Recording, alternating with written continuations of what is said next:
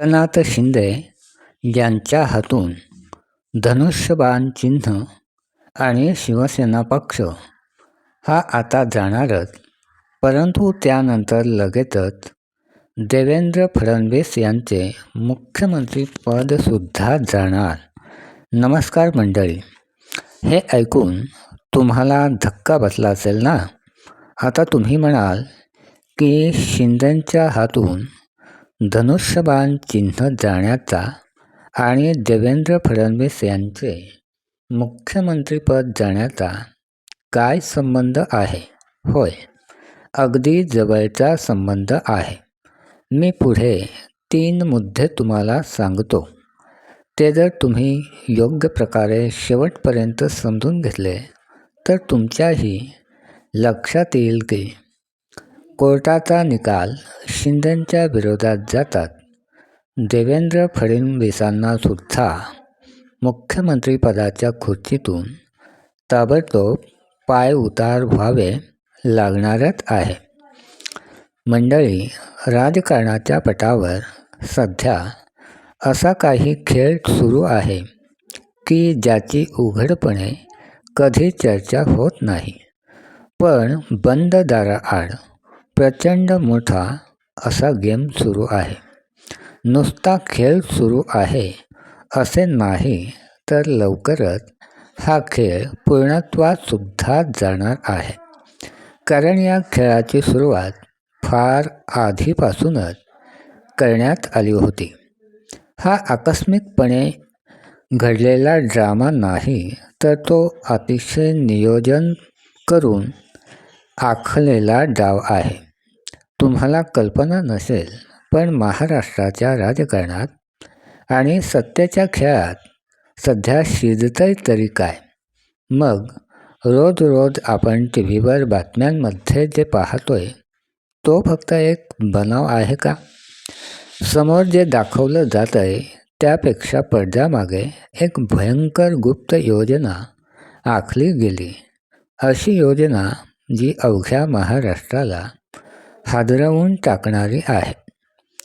कॅमेऱ्यासमोर येऊन काहीच घडले नाही असा आव आणून नेते बोलत असले तरी पाठीमागे मात्र एक खूप मोठी अशी नवी डील झाली आहे. अचानक बदलणाऱ्या या राजकीय समीकरणांमागे नक्की कोणाचा मेंदू काम करतोय आणि या सगळ्याचा खरा सूत्रधार कोण आहे? पक्षाची निष्ठा, विचारांची लढाई, जनतेचा विश्वास आणि लोकशाहीची मूळ तत्त्वे, या सगळ्या गोष्टी आता फक्त दाखवण्यापुरत्याच उरल्या आहेत का? आणि सर्वात महत्त्वाचा प्रश्न म्हणजे येत्या काळात सत्तेची खुर्ची मिळवण्यासाठी कोण कुणाचा बळी देणार? मंडळी, आजच्या या व्हिडिओमधून पडद्यामागच्या या भयंकर कटाची पोलखोल पुढे व्हिडिओमध्ये तुमच्यासमोर उघड करणार आहे. म्हणून हा व्हिडिओ स्किप न करता शेवटपर्यंत नक्की पहा. व्हिडिओला लाईकसुद्धा करा आणि या संपूर्ण प्रकरणाबद्दल तुम्हाला काय वाटतं ते कमेंट करून नक्की सांगा. आता मूळ मुद्दा समजावून घ्या. मंडळी, गेल्या 4 वर्षांपासून महाराष्ट्रात सगळ्यांच्या कुतूहलाचा आणि चर्चेचा मुख्य विषय होता तो म्हणजे खरी शिवसेना कुणाची? हिंदू हृदय सम्राट माननीय बाळासाहेब ठाकरे यांनी आपल्या रक्ताचे पाणी करून शिवसेना उभी केली आणि हीच शिवसेना जाता जाता बाळासाहेब ठाकरे यांनी आपले वारसदार उद्धव ठाकरे यांच्या हाती सोपवली हे अवघ्या जगाला परिचित आहे. आणि म्हणूनच ठाकरे म्हणजे शिवसेना आणि शिवसेना म्हणजे ठाकरे हे एक घट्ट समीकरण बनले. पण पुढे शिवसेनेच्या या सूत्राला शिवसेनेमध्ये लहानाचे मोठे झालेल्या एकनाथ शिंदे यांनी छेद दिला. सत्तेसाठी उद्धव ठाकरे यांनी बाळासाहेबांचे विचार पायदळी तुडवले आणि बाळासाहेबांच्या विचारांशीच गद्दारी केली असा आरोप करत एकनाथ शिंदे यांनी शिवसेनेतील 40 आमदारांना सोबत घेऊन ते शिवसेनेतून बाहेर पडले. आणि खरी शिवसेना आपलीच असा दावासुद्धा करू लागले.